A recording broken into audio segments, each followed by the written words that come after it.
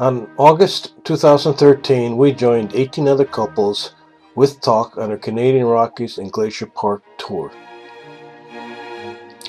The tour started in Calgary, Canada, drove to Glacier National Park and spent 3 days there, then drove to Lake Louise and spent 1 night there, then drove to Jasper National Park, spent 2 nights there, drove back to Banff National Park, spent 2 nights there, and then returned to Calgary. Steve was the driver of the bus, and Ron White was the tour director. With its metropolitan skyline, Calgary was hardly the backwoods frontier town that we had envisioned. Sergeant Preston of the Royal Canadian Mounted Police was nowhere to be seen. From the plane we saw prairie without trees stretching from horizon to horizon and construction everywhere. Calgary was in transformation. Even the airport was tripling in size. Still 15 miles from the center of a 600 square mile city, traffic was bumper to bumper, and large earth movers drove alongside the road with car-sized loads of dirt. As recently as 1970, Calgary still had dirt roads, and the tallest building in town was only 6 stories. Now there are over 56 stories. Calgary is now a boomtown. It's being fueled by the oil industry and has over 1 million residents and 0 unemployment. People are arriving at a rate of $2,000 a month. Alberta, Canada also pays no taxes. Last year, the province paid every man, woman, and child $400. Before settling into the luxurious Fairmont Hotel in the center of town, we walked across the street to the coffee shop for a few adult beverages. We needed to unwind from the 14-hour trip from home to a hotel room. With 70-degree temperatures and negligible humidity, we decided to do a little self-guided touring. The downtown area was hardly more than 6 blocks square. Calgary had its own Space Needle, just like Seattle, with a rotating restaurant at top. We walked a couple blocks over to the Olympic Park, which was surrounded by museums, theaters, and other artsy stuff.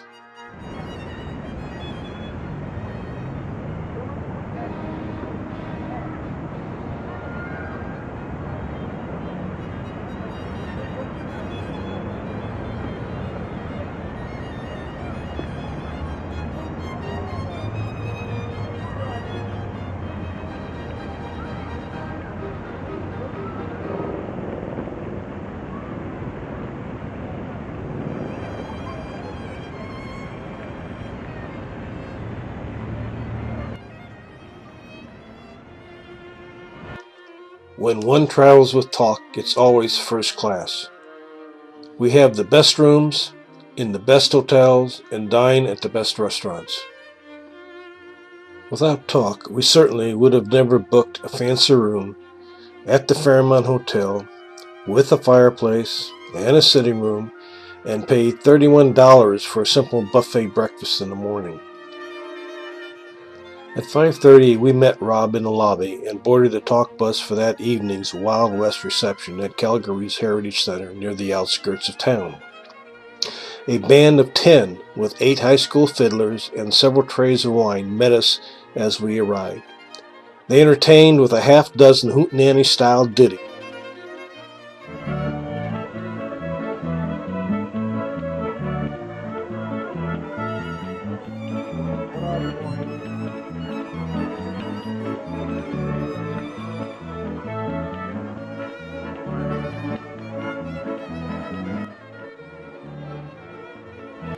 Before a pack of black trench-coated, pistol-packing hoodlums descended on the group. They quickly accused our largest wisecracking comrade, Nick, of horse thievery. Even Sharon got into the show.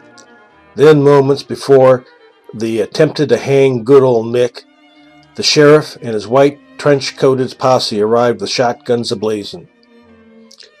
As one might suspect, the shootout was not very favorable to the men in black.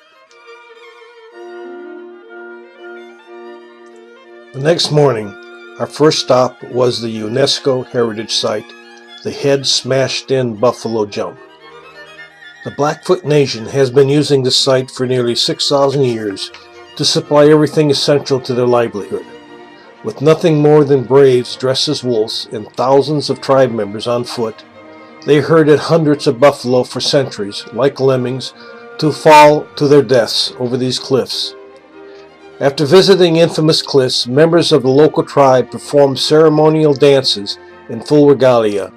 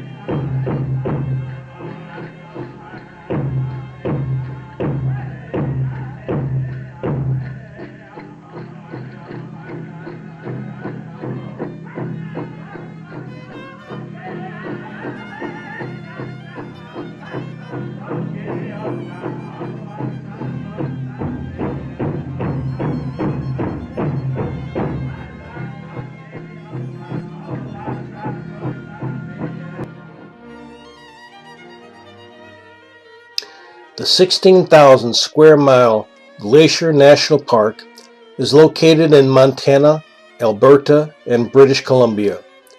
It encompasses 2 mountain ranges and over 130 named lakes.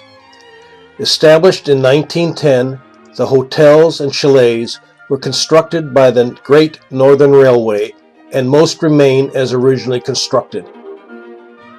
The Prince of Wales Hotel was built as the last of this chain in 1926 to 1927 in Waterton Lakes National Park in Canada during one of its windiest and snowiest winters. During construction, hurricane-force winds, estimated at 86 miles per hour, twice blew each of the hotel's wings about 3 inches off their foundations. The 2 parks, the Waterton and one in Montana, were designated as the world's first international peace park in 1932. You can hear the wind blowing in the panoramic view behind the hotel.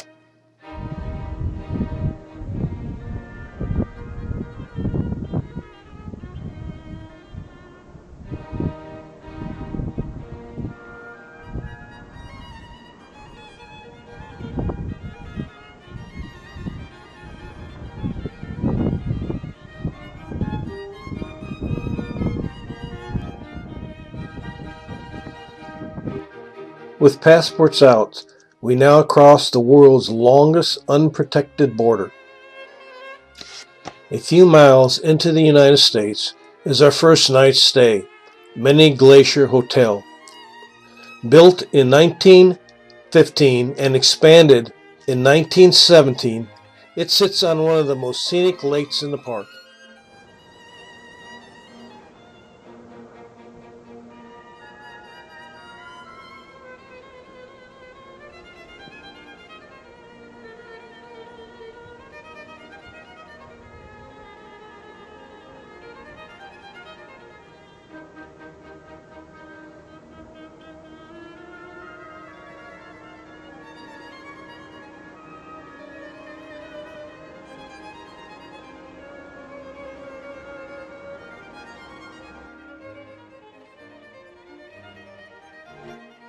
The rooms are quite primitive.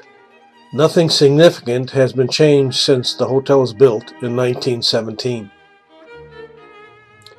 Hey, no big deal. We weren't there for the room service. We couldn't take our eyes off the majestic panorama just behind the hotel.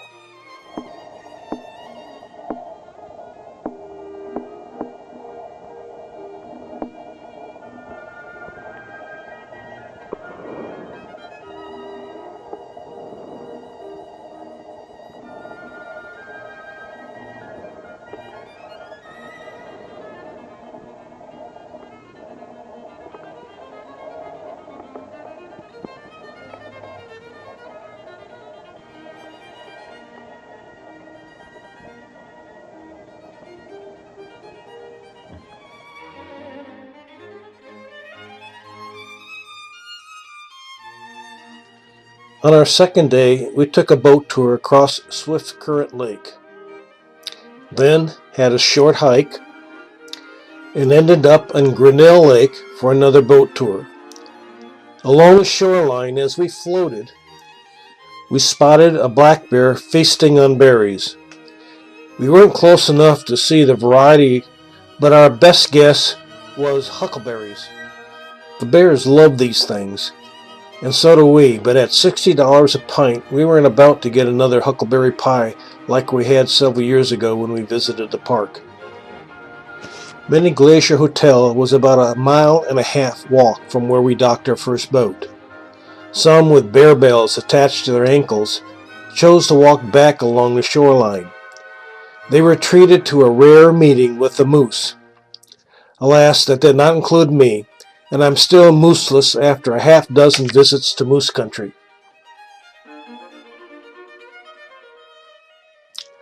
The evenings were relaxing as we sat on the back deck with a glass of wine and watched the sun fade behind the mountain. Or we watched the tourists scramble to see a bear eating huckleberries on a distant shoreline. Or we just listened to the clippity-clop of the horses as they rode home.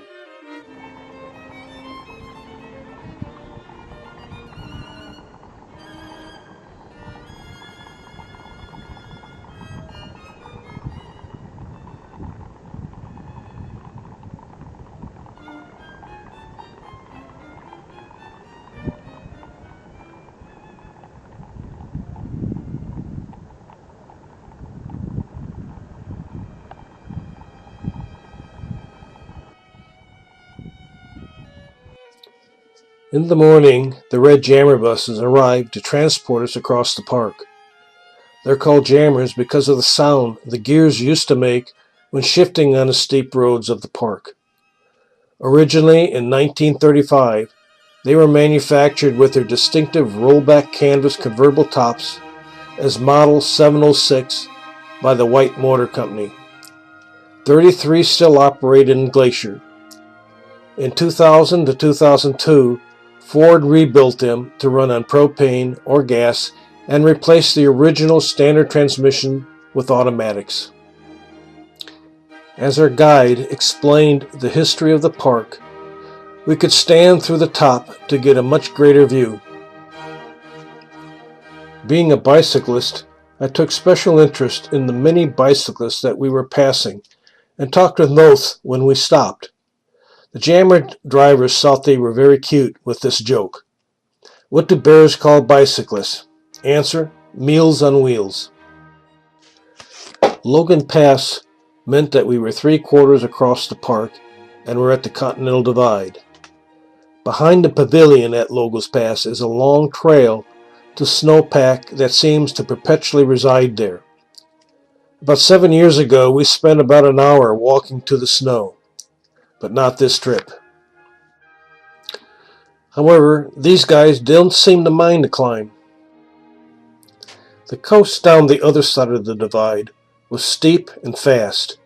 We were counting on a jammer to have goat footing. McDonald Lake Lodge was on the western side of the park. It was nice, but the scenery was nowhere as spectacular as that at Many Galcier on the eastern side. In the morning we left Galcier and started our long drive up Highway 93 towards Jasper National Park and along the Canadian Rocky Mountains. We crossed the border at Roosevelt and stopped for lunch at Fort Steele. In 1864, Fort Steele was a gold rush boomtown. Later it was abandoned and went into decay. In 1967, British Columbia designated it a historic heritage site and restored it. Now it's just one of those many sites out to get the tourist buck. Radium Hot Springs is the entrance to Kootenai National Park, which borders on Banff National Park. The hot springs were named after small traces of radon, a decay product of radium, was found in the water. The hot springs feed 2 large pools, one with 104-degree water and the other with 84-degree water.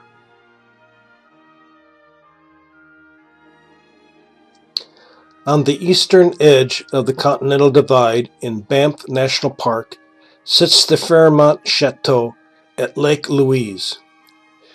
It was built by the Canadian Pacific Railroad for wealthy patrons. At $700 a night for a lake view room, it is rated as the second most expensive hotel in Canada. The emerald green lake in the foreground, and a large, bright, white Victorian glacier in the mountaintop in the background, is the most photographed sight in the world. The glacier feeds the lake. The grinding of the mountain as the ice moves provides the ultrafine, dust-like rock flour that gives the water its special color. Several trails around the lake provide different perspectives. Trail 22 along the northern edge is an easy, flat 1.5-mile walk and provides a nice panorama view of Fairview Mountain.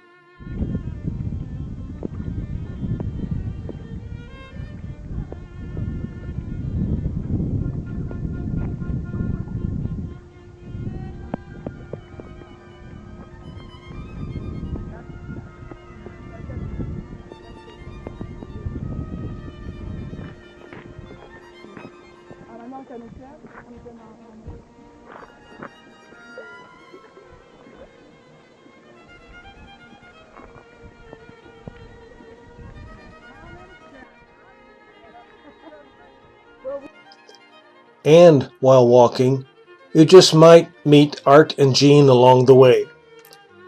Trail 22 ends at a small milky stream that feeds water from Victoria Glacier into Lake Louise.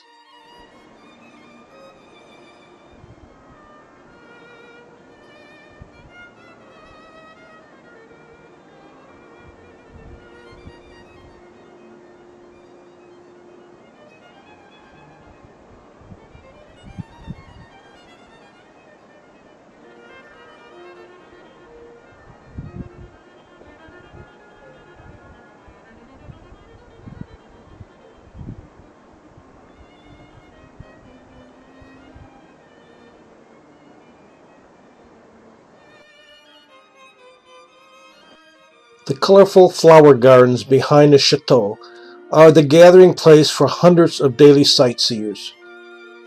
The gardens might even be a great place for tour groups to take their pictures. Tauck provides its guests with the best rooms. Often the best photographs can be taken right out the bedroom window.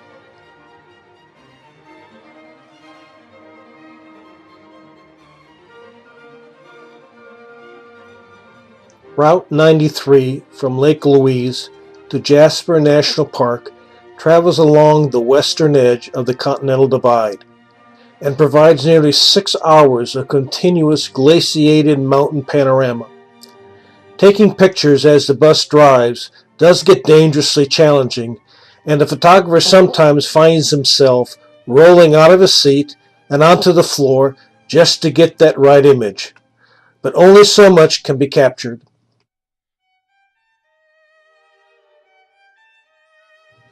Peyto Glacier is 56 miles northwest of Lake Louise. It is an outflow glacier from the Wappa Icefield and feeds Peyto Lake, a popular tourist destination. The glacier has been retreating rapidly and has reported lost 70% of its mass since it was first researched in 2006. As Route 93 approaches the Columbia Icefields just south of Jasper, the number of glaciers become more numerous and spectacular. Athabasca Falls is about 18 miles south of Jasper. This powerful, picturesque Class 5 waterfall is not known for its 80-foot height and 60-foot width, but for its force and quantity of water falling into a gorge.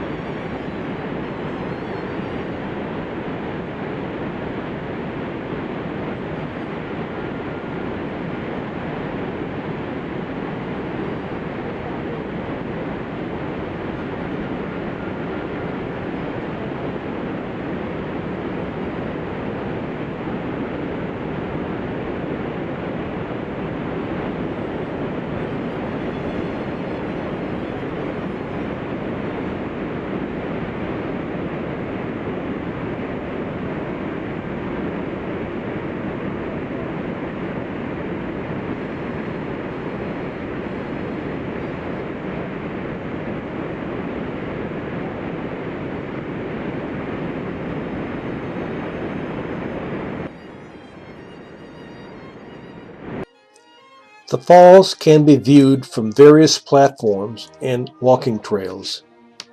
Jasper National Park is the largest of Canadians' Rocky Mountain parks, spanning 4,200 square miles and containing more than 660 miles of hiking trails. The exclusive Jasper Park Lodge, built by the Canadian Pacific Railroad, has 900 acres of wooded, elk-inhabited grounds along Lac Beauvert. It has 9 restaurants, 3 lounges, and a heated outdoor pool. Now, if you're extra good, you might even get your own private little dinner. Guests stay in their own little cabins, which are roomy little 2-room houses. The park has golf courses, tennis courts, health club, boat and bike rentals, and horseback riding. Some even choose the more outdoorsy adventure of rafting. Besides the tourist, Jasper has its wildlife. The elk are everywhere and are a major nuisance. Residents have to plant flowers and gardens that the elk won't eat. Moose are rumored to be around, but not always seen by everyone on a Tauck tour. And of course, there are bear. Lots of bear. Good morning, Jasper. It's time to get back on the road for the Tauck Glacier Walk. Jean and Sharon get some last bit of instruction from the local Mountie about proper glacier walking clothing.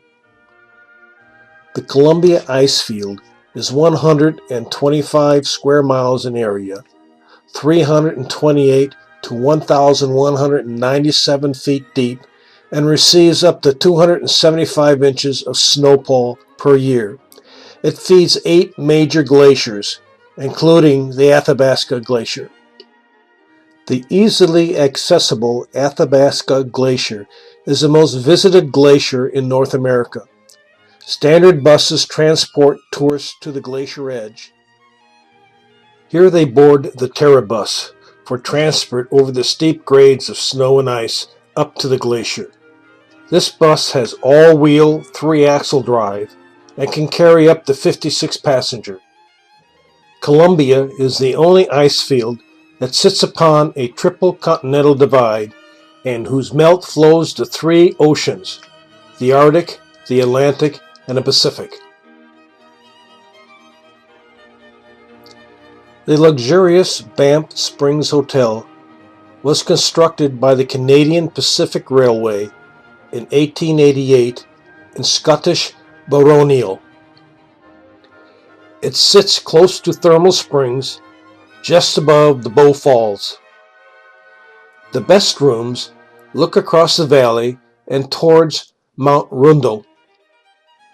The hotel is within walking distance of Banff.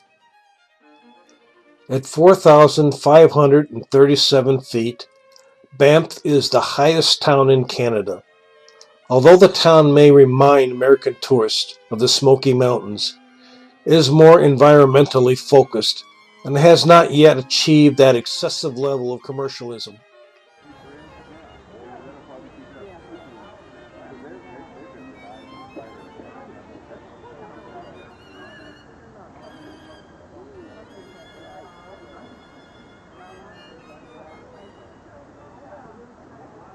Those yellow ones are pretty fun.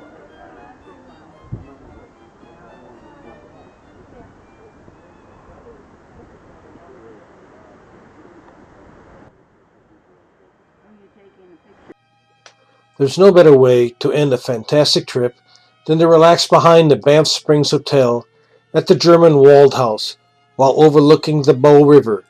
One might even pull out a few Tauck brochures and make plans for the next trip.